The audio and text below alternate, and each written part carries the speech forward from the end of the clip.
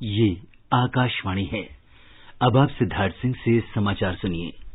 केंद्र सरकार ने कोविड-19 महामारी से उत्पन्न स्थिति से निपटने के लिए प्रवासी मजदूरों, फेरी लगाने वालों, जनजातीय लोगों, छोटे व्यापारियों और छोटे किसानों तथा स्वरोजगार में लगे लोगों के लिए राहत उपायों की घोषणा की है।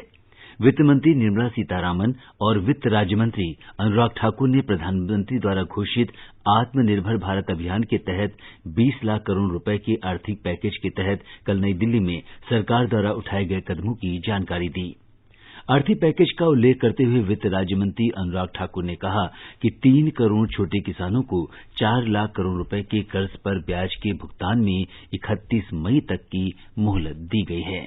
3 करोड़ किसानों के लिए जो कृषि ऋण है वो 4,22,000 करोड़ के वो अवेल कर चुके हैं। उसके लिए लोन मोरेटोरियम दिया गया है, 3 महीने तक उनको वापस नहीं करना है। ब्याज पर सहायता दी है, प्रॉम्प्ट रीपेमेंट करने पर इनको इंसेंटिव दिया है क्रॉप लोन्स पर, और ये भी जो 1 मार्च से उनकी ड्यू थी उसको बढ़ाकर 31 मई तक कर दिया है। 25 लाख नए किसान क्रेडिट कार्ड की मंजूरी दी है, जिस पर जो ऋण की लिमिट होगी वो 25,000 करोड़ होगी।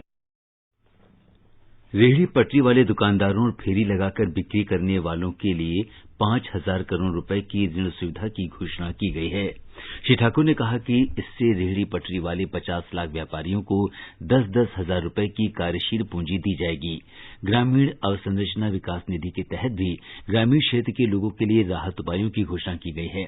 सरकार ने नाबार्ड के जरिए किसानों के लिए 30,000 करोड़ रुपए की आपात कार्यशील पूंजी कोष बनाया है। सरकार ने उन प्रवासी मजदूरों को प्रति व्यक्ति 5 किलोग्राम गेहूं या चावल और 1 किलोग्राम चना प्रति व्यक्ति देने की घोषणा की, जिनके पास राशन कार्ड नहीं है।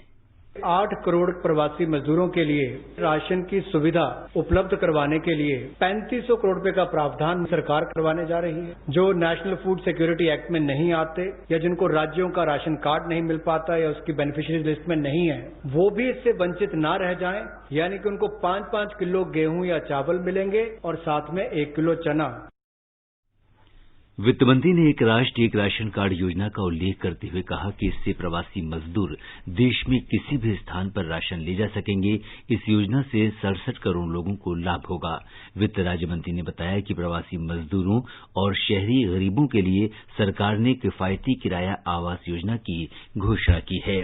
सरकार और निजी संस्थाओं को आवास क्षेत्र में किफायती किराया आवास विकसित करने के लिए 70,000 करोड़ रुपए दिए जाएंगे। 6 से 18 लाख रुपए तक की कीमत वाले मध्यम आय वर्ग के आवासों की क्रेडिट लिंक सब्सिडी स्कीम के लिए 70,000 करोड़ रुपए की व्यवस्था की गई है और इसे अगले साल 31 मार्च तक बढ़ा दिया गया है। श्रीमती सीतारामन ने कहा कि 25 लाख नए किसान क्रेडिट कार्डों को मंजूरी दी गई है, जिससे किसान 86,600 करोड़ रुपए के 63 लाख ऋण प्राप्त कर सकेंगे। वित्त राज्य मंत्री अनुराग ठाकुर ने 2.5 करोड़ किसानों को मजबूती देने के लिए किसान क्रेडिट कार्ड के जरिए 2 लाख करोड़ रुपए का रियायती ऋण देने की भी घोषणा की। 2 लाख करोड़ रुपए की सुविधा कंसेशनल क्रेडिट को बढ़ावा देते हुए 2.5 करोड़ जो किसान हैं उनको इसका लाभ किसान क्रेडिट कार्ड के माध्यम से मिलेगा। रियायती दर पर ऋण इनके लिए उपलब्ध होगा और इसमें किसानों के साथ साथ मछुआरों को, पशुपालकों को भी इसमें लाभ मिलेगा और इससे उनके आय के साधन भी बढ़ेंगे। नीति आयोग के उपाध्यक्ष राजीव कुमार ने ग्रामीण भारत के लिए वित्तीय प्रोत्साहन को एक ऐसा उपाय बताया कि जिसका लंबे समय तक प्रभाव रहेगा। उन्होंने one nation one ration card योजना की भी सराहना की और अगले 2 महीनों में गैर पीडीएस कार्ड धारक प्रवासियों को मुफ्त राशन वितरण की व्यवस्था के लिए सरकार की सराहना की। औद्योगिक संगठनों ने आर्थिक पैकेज के बारे में दूसरे संवाददाता सम्मेलन में वित्त मंत्री की घोषणाओं का स्वागत किया है और कहा कि इनसे कोविड-19 महामारी के प्रभाव से पीड़ित समाज के सर्वाधिक कमजोर वर्गों को राहत, आवास क्षेत्र को बढ़ावा और आर्थिक विकास में मदद मिलेगी। भारतीय वाणिज्य और उद्योग परिसंघ फिक्की की अध्यक्ष संगीता रेड्डी ने कहा कि आर्थिक पैकेज की घोषणाएं उन सभी लक्ष्यों को आगे ले जाएंगी जो प्रधानमंत्री गरीब कल्याण योजना में तय किए गए हैं। एसोचैम के महासचिव दीपक सूद ने कहा कि सूक्ष्म, लघु और मध्यम उद्योगों को महत्वपूर्ण सहायता उपलब्ध कराने के बाद प्रधानमंत्री के 20 लाख करोड़ रुपए के आर्थिक पैकेज में छोटे किसानों, प्रवासी मजदूरों और छोटे काम धंधे वालों का ध्यान रखा गया है, जिन पर कोविड-19 संकट का सबसे अधिक प्रभाव पड़ा है। ये समाचार आकाशवाणी से प्रसारित किए जा रहे हैं। केंद्र सरकार ने लॉकडाउन के दौरान सार्वजनिक और निजी परिवहन पर प्रतिबंधों को देखते हुए यात्रियों को रेलवे स्टेशनों तक पहुंचाने के लिए राज्यों और संघ शासित प्रदेशों को विशेष बसें अनुबंधित करने की अनुमति दे दी है। गृह मंत्रालय ने कहा है कि मानक संचालन प्रक्रिया के अंतर्गत ई टिकटों की पुष्टि के आधार पर रेलवे स्टेशन से निवास तक यात्रियों के आने जाने की अनुमति दी गई है। इस बीच रेल मंत्रालय ने कहा है कि नियमित मेल, एक्सप्रेस, पैसेंजर और उपनगरीय रेल सेवाएं अगली सूचना तक स्थगित रहेंगी। इन गाड़ियों में 30 जून तक आरक्षित सभी टिकटों की पूरी राशि यात्रियों को वापस कर दी जाएगी। हालांकि मंत्रालय ने यह भी स्पष्ट किया कि 12 मई से शुरू की गई विशेष श्रमिक रेलगाड़ियां और विशेष यात्री रेलगाड़ियां जारी रहेंगी। हरियाणा रोडवेज की बसें आज से राज्य के विभिन्न जिलों में चलने लगेंगी। देश में पहले लॉकडाउन के बाद से राज्य में बस सेवाएं स्थगित कर दी गई थीं। हरियाणा के परिवहन मंत्री मूलचंद शर्मा ने बताया, बस यात्रा के लिए लोगों को ऑनलाइन टिकट बुक करानी होगी। उन्होंने कहा कि एक बस में 30 से अधिक यात्रियों की अनुमति नहीं होगी और सभी यात्रियों, ड्राइवर और कंडक्टर के लिए मास्क पहनना अनिवार्य होगा। उधर महाराष्ट्र में एक ही दिन में कोविड-19 के 1602 मामले सामने आने से संक्रमित लोगों की संख्या 27,524 पहुंच गई है। पिछले 24 घंटे में इससे संक्रमित 44 और लोगों की जान जाने से अब ये आंकड़ा 1019 हो गया है। कुल 6,059 मरीज स्वस्थ भी हुए हैं। राजस्थान में कल कोविड-19 के 200 से ज्यादा संक्रमित मरीज मिले हैं। सर्वाधिक 59 मरीज उदयपुर में मिले हैं। राज्य में संक्रमित मरीजों की संख्या बढ़कर 1,771 हो गई है, जबकि 2,638 मरीज ठीक होकर अपने घरों को चले गए हैं।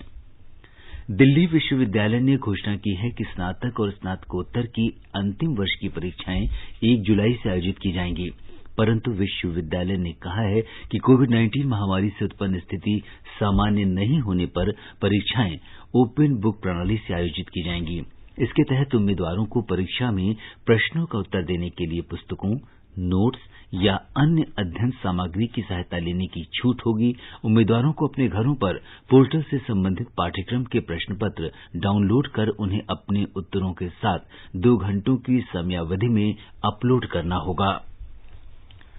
विदेश मंत्रालय ने कहा है कि वो राज्यों के बीच कोई भेदभाव नहीं करता है। मंत्रालय के प्रवक्ता अनुराग श्रीवास्तव ने ट्वीट में कहा कि सरकार का वंदे भारत मिशन पश्चिम बंगाल सहित विदेश में फंसे सभी भारतीय नागरिकों के लिए है। उन्होंने बताया कि विश्व के विभिन्न भागों में 3,700 से अधिक भारतीय नागरिकों ने स्वदेश वापसी के लिए पंजीकरण कराया है। श्रीवास्तव ने कहा कि उड़ानें कोलकाता भी पहुंचेंगी, लेकिन इससे पहले राज्य सरकार को यात्रियों की अगवानी और पृथकवास के प्रबंधों की पुष्टि करनी होगी। वंदे भारत अभियान के तहत अब तक 12 देशों से भारतीय नागरिकों को लेकर कुल 56 उड़ानें स्वदेश आई हैं। मंत्रालय के प्रवक्ता अनुराग श्रीवास्तव ने कहा कि इसके अलावा आईएनएस जलाश्व और आईएनएस मगर के जरिए मालदीव से 904 भारतीय नागरिक स्वदेश लौटे हैं।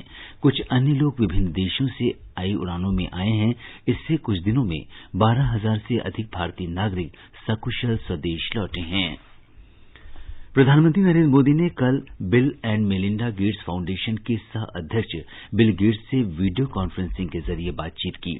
उन्होंने कोविड-19 से निपटने के वैश्विक उपायों तथा इस महामारी का मुकाबला करने में वैज्ञानिक नवाचार और अनुसंधान तथा विकास के वैश्विक समन्वय के महत्व पर चर्चा की।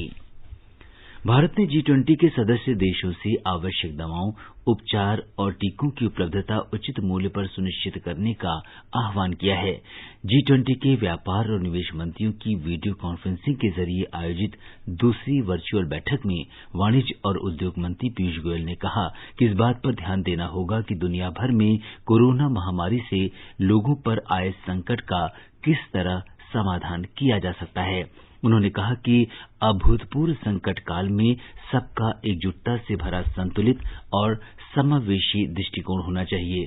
श्री गोयल ने कहा कि भारत कोरोना वायरस के प्रभावी उपचार और टीके के विकास में वैश्विक प्रयासों में सक्रियता से साझेदारी कर रहा है। इसके साथ ही ये समाचार बुलेटिन समाप्त हुआ।